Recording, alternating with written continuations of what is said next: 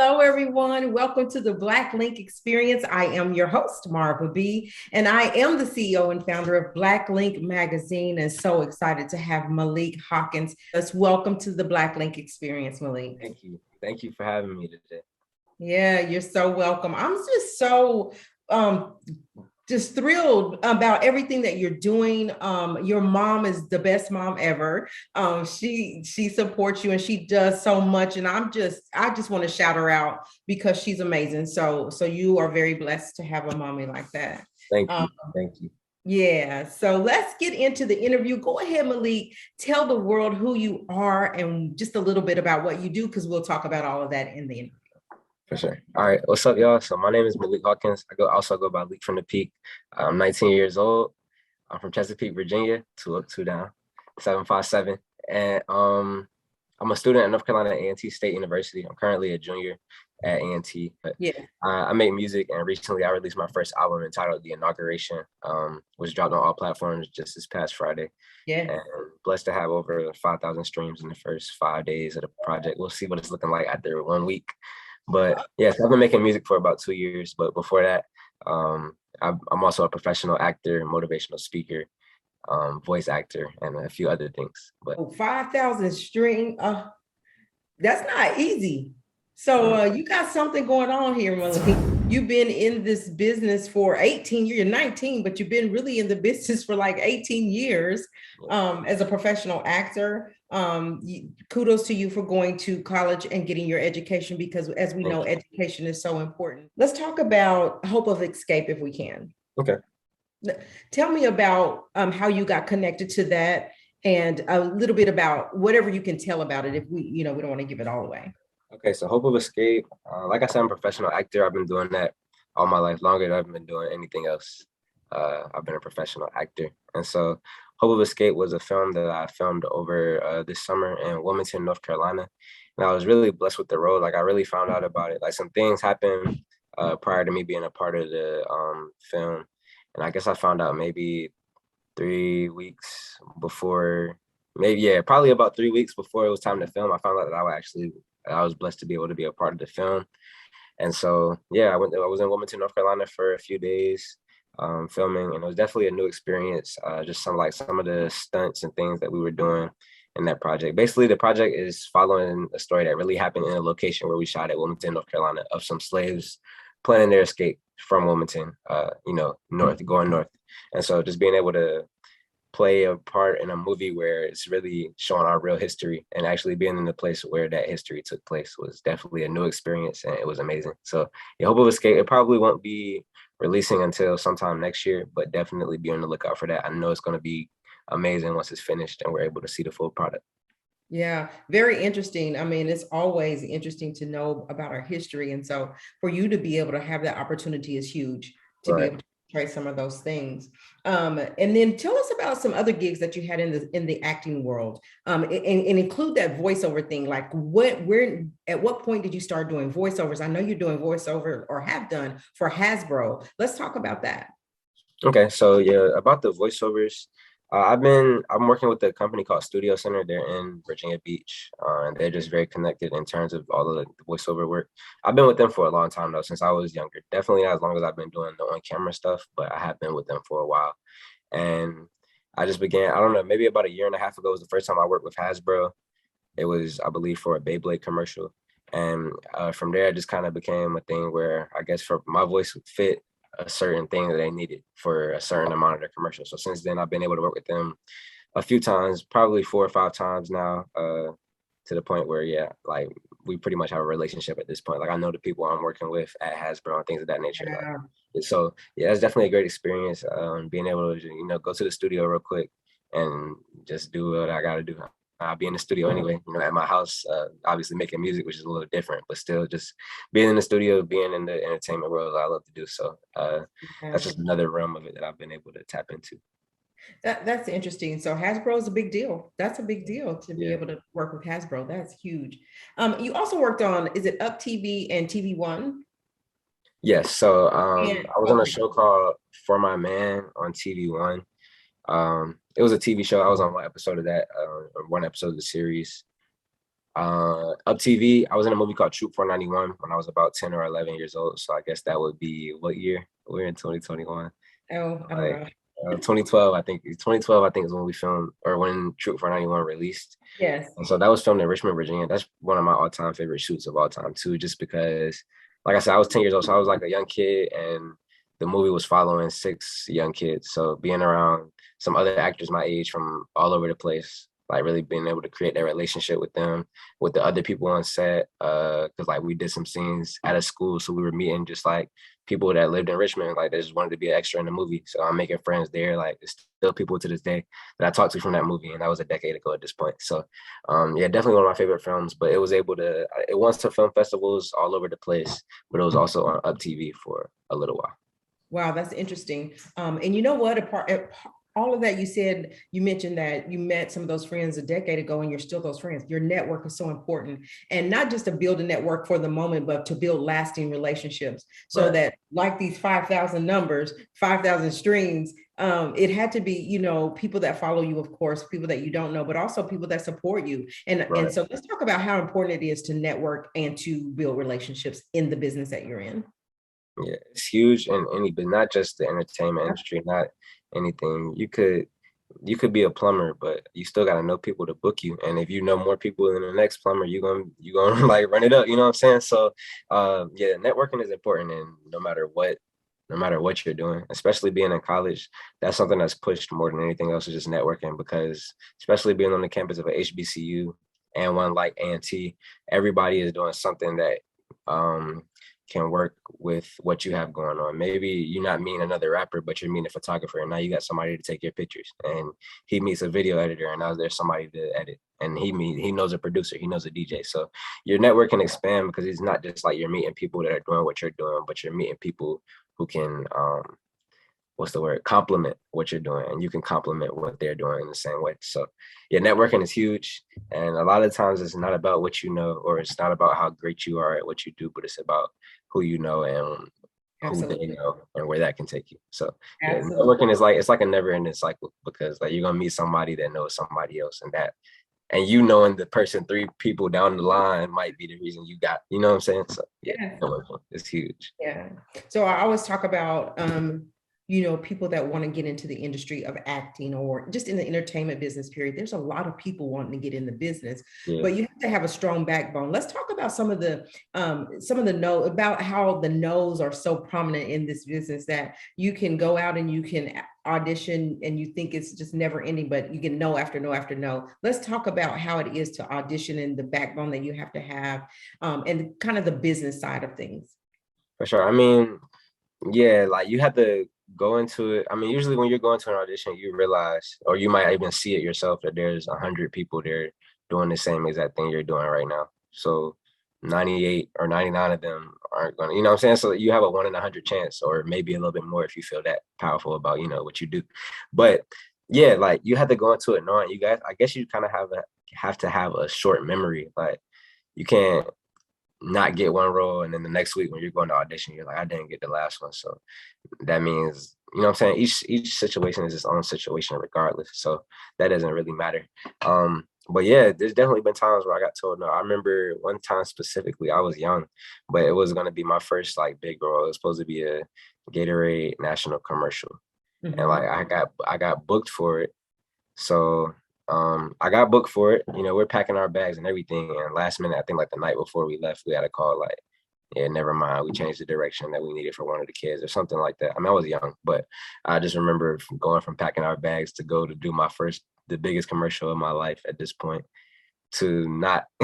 But Yeah. like there was actually a time like where I forgot about that. Like that's what I'm saying. You have to be able to have that short memory where that's not even lingering in your mind. And you just go to next week or the next month or whenever the next opportunity presents itself, knowing that you're just gonna go the same way or go harder. And if you're giving your all anyway, like there shouldn't even be that feeling in the first place, because maybe that role just wasn't fit for you. And that's the thing too. Like the same way you have to fit the role really has to fit for you. And so, I mean, you're Right. not gonna end up anywhere. Hopefully, you won't end up anywhere you're not supposed to be anyway. And that's kind of how I look at it. If I missed the opportunity, I wasn't supposed to be there anyway. So That's right. What's for you is for you. Yeah. And it's nothing can change, nothing's going to change that. And what's for other people is for them. So I agree with that. Let's talk about your music. You've been blessed to be able to open for people like the big names, Tamla Mann, Shirley Caesar, Marvin Sapp, Diedrich Haddon. Tell me about those experiences and what led to you getting connected to those things. So I mean, that's really crazy because the opening for all of them, they were actually all in the same event. Like all of them, it was like a huge event. And I think it was in Hampton, Virginia.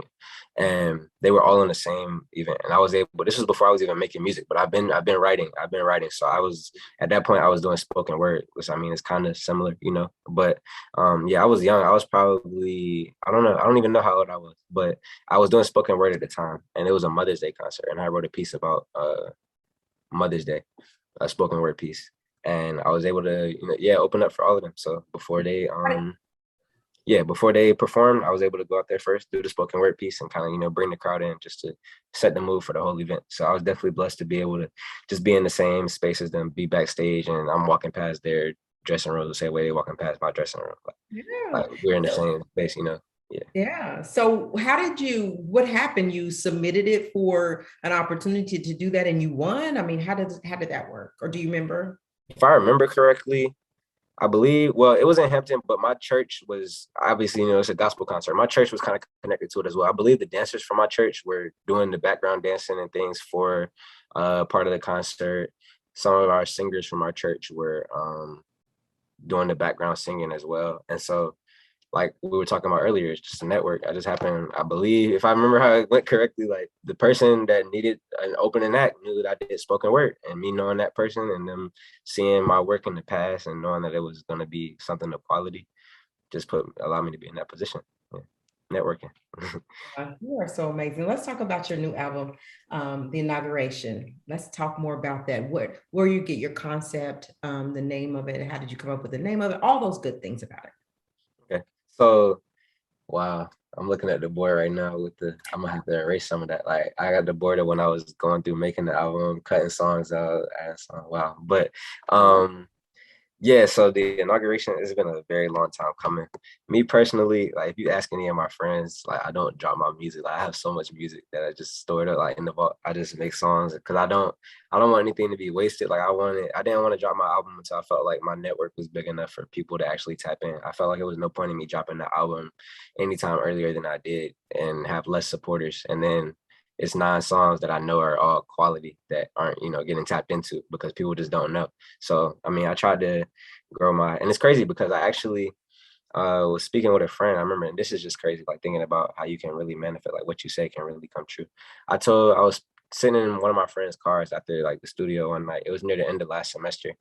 And he was like, bro, like when you gonna drop the album, like you got like I've heard I'll be at the studio with you, like I know what songs you got, all that when you gonna drop the album. And so I told him, I was like, I don't know, I just want my network to be bigger. I was like, look at my Instagram. I think I had like probably like 5,800 followers, something like that. I was like, I mean, hopefully like by time maybe when I get around like 7,000 followers, I'll drop. And so, I mean, before I even had the 7,000 followers, I had set my release date, and it's like August. I released it on August 27th. I think like August 20th or around. I don't know the date, but around that time, I hit 7,000 followers. So it was crazy. Like that's exactly what I wanted for my network to be at a certain place before I dropped. And Wow. me just speaking it kind of made it happen. But I don't know. I just went way off tangent. But That was good because what you put out there and what you speak yeah, can't, that's a testimony to that it will happen if you believe it. So I love that. for So sure. you got the followers that you wanted, you put it out just a week ago and continue on with the story. I'm enjoying it. For sure. I kind of got to backtrack though. That was just I don't know, that's Okay. just in my head. But so the inauguration is actually a collaboration. It's my debut album, but it's a full collaboration with TikTok Productions. He's a producer out of Indiana, and it's crazy because he just graduated high school. Like, and if you hear all the beats on the album, they all sound professional. They all sound like I paid a crazy amount of money for them. Like top notch producer. If you listen to the beats and like really listen to the music sonically. And yeah, like he just turned 18 recently, and so yeah, he's just really gifted, talented. I give a lot of credit to him because Oh, like doubling up the sound off of the album, the song off of one of the songs off the album, I think the seventh song. Um, that was the first song me and him ever made together, and it was just like a connection off the rip. Even though I never met him in person, we met over Instagram, and he sent me a beat, and it happened to be the Doubling Up beat. That was the first beat he ever sent me, and then Wow. from there we just kind of made that connection, made that click, and kept working together. So it's a full collaboration with him. He did all of the beats and mixed all the songs, of course, and of course I rapped on all of them. But yeah, some of the songs are over a year old at this point, and some of the songs I made I recorded the week of it dropping. It's like So the outro, I recorded that do you like have something that you could play for us? for sure. Yeah. So since I was talking about the outro, Yeah. I can play the outro for y'all. Okay. You want me to just play like the whole thing or just a piece of? We could do just I don't know until you're done, until whatever you decide. I'll let you make that decision. All right, I'll bring you in like the chorus, and then we can just listen to the whole thing from the middle chorus out. Okay. Let me see. Came up from the ground, it's organic like the chemistry. My legs stay in their mouths, I'm not they round. Chorus about to come up now. They hate to see me running, about to pull them out their misery. All the way, let them go, it's all again. Yo, you called my phone today and said that we gon' walk today. All the way, let them go, it's all again. Duffy called my phone today and said that we gon' walk today. And this the outro, so I got some stuff to say. Oh yeah, shout out the ones that's fake. Oh yeah, shout out the ones that hate. Oh yeah, shout out the ones that told me quit. They said I wouldn't be great. All the ones that's out there talking slick with small right in my face. But it's okay, I'm just trying to elevate. Now I can't maintain, now I can't stay the same. Ironic, cause the ones around me, ones that never change. This whole album, I ain't write no verse, all this came from the brain. Oh yeah, we rock out, I don't got rehearse, I'm still up to the stage. So the labels go pick out a hearse, cause I'm gon' kill the game. My first rollie wanted bust down, but the rest I want play. Every day we scoring touchdowns, but I never celebrate. And they seeing that I'm up now, I look down and see their face. Got the tree, got me stuck now, I feel like I'm out of space. The ones that done me say what's up now, sorry, I can't go no day. Yeah, sorry for the wait, but now you got new songs to play. All the way, play up, cause it's all again. Yo, you called my phone today and said that we gon' go today. All the way, play up, cause it's all again. Duffy called my phone today and said that we gon' go today. Yeah, that's a piece of the outro. That's the song. Yeah, like I'm saying, I was in rush mode. Like I'm panicking to make sure I can get my album uploaded in time to drop because like some stuff had happened with a few of the songs. So yeah, I recorded. That song was already done, but then I re-recorded it, and that third verse, the verse I just played, like I made it the week of the album. Like I really wanted to just talk about like if you listen to the verse for real, I was just talking about my experience, like trying to create the album, Right. and like the responses I'm getting from people, the hate, the love, et cetera, Yeah. et cetera. And so yeah, like I don't know, really that's like my favorite verse off the album because I made it, and it was really like I love it. Congratulations on all that you're doing, your music, and your streaming. It is so hard to get 1,000 people, let alone 5,000 streams, and that quick. So Right. Congratulations on that. The last thing that I want to keep, first of all, keep pushing in your music because you got it. You got what it takes. You got it. You got Thank the you. it. Thank you. And then, so the next thing I wanted to talk about, and I'll let you get out of here, is that you promote, you stand against bullying and domestic violence, racism, and you work with Tony Terry and Don Lewis and all that. Tell us about that and that movement. Okay, so like I was saying, along with the acting and all the other stuff, I have been motivational speaking since I did my first like speech competition, which is a little different from, actually motivational speaking. But when I was 8 years old, it was at a Martin Luther King Jr. Day competition. I didn't win the contest, but I won fan favorite. I guess that just showed me that I knew how to connect with people from a young age. And so, yeah, so I've been public speaking, and obviously I talked about what was going on during those times and what was going on. Like this is going into like high school time. And so it's really about social injustice, the racism, the suicide, the bullying and violence. Those are the four things that to me were really, plaguing our community. So those are the things I was speaking about. And when I was in high school, it was kind of a thing like whenever we were doing something, it was kind of like, it's the movement. I just used to say that, like, it's the movement. I don't know, like, that was just what I said. It was just like, but it kind of picked up, like everybody started saying it's the movement or whatever. And so it was just kind of a thing like, I might as well take the movement thing that people are already like grabbing onto and gravitating towards and make it be something positive. And I'm already speaking about these things. So just kind of way to combine the two. So that's how I started the movement clothing. my junior year of high school. I started the movement clothing. I started with just like red and black shirts, but now I got all color shirts, long sleeve shirts, hoodies, hats, et cetera, et cetera. So yeah, that was definitely something. That was my first business. I always wanted to have my own business. I was watching Shark Tank when I was young. I wanted to have my own business. You are so brilliant. Brilliant. Yeah, that was my first business, the movement clothing. So yeah, I started that in 2017 to take a stand against racism, suicide, bullying, and violence. Yeah. And we're pretty much nationwide, if not all 50 states, probably about 40, 44, 45 of them now, customers in those states. And so I've been blessed, with a great support system at home, but also a great support system, as in like the people that continue to tap into whatever I have going on, whether it was the clothing line or the motivational speaking or acting or my music, just having people that are continuously tapped into whatever I have going on, for sure. Yeah, so amazing. Tell the people where they can find and where they can go stream your music on all platforms, I'm sure, and then where they can find you on social media sites. Okay, so the music, you can stream it on all platforms at Leak from the Peake. That's LIQ from the PEAKE, LIQ from the PEAKE. Chesapeake, Virginia, of course. And then my social media, Instagram at Malique Hawkins, MALIQUE Hawkins. Twitter, same thing with a T in the middle. So Malique T Hawkins, MALIQUETHAWKINS.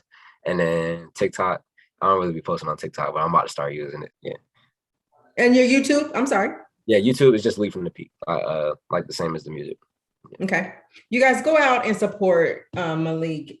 Go to all of his social media sites, go stream his music, go download it, whatever you can do to support him. We all have to support each other so we can all level up. It's enough room for us all. Let's support one another. So Malique, again, we thank you. If there was something that you could leave to someone that's coming into the business, that wants to come into the business, whether it's rapping, whether it's acting, whether it's for movement, what's the most important that you want to share? This is what I always say, just do it, because a lot of times, if we say we want to do something, especially something like acting, where you may not know somebody in your personal life that's doing that, or you might not know somebody that's personally making music or whatever, especially when it's something like that seems like it's not so close or so attainable. We think too much on it and get anxious or think of the possibilities that could go wrong. But if you just do it, you'll figure some of that stuff along the way. As long as you do your research a little bit beforehand, you know what I'm saying? Prepare yourself. But you can't think that you're gonna know everything, especially about something that's foreign to you right away. So you gotta just do it and kind of figure out some stuff along the way. You know what I'm saying? But if you never take that jump, then there's no point in even doing all that thinking in the first place. I love it. I love it, y'all. Just do it. Just do it. All right, Malique, we're going to get out of here for now. Thank you so much for stopping by the Black Link Experience. We wish you nothing but success, nothing but success. You keep doing what you're doing. You're going to be all right. You're going to be all right. So you guys, in the meantime, you guys respect each other, respect yourself. God bless.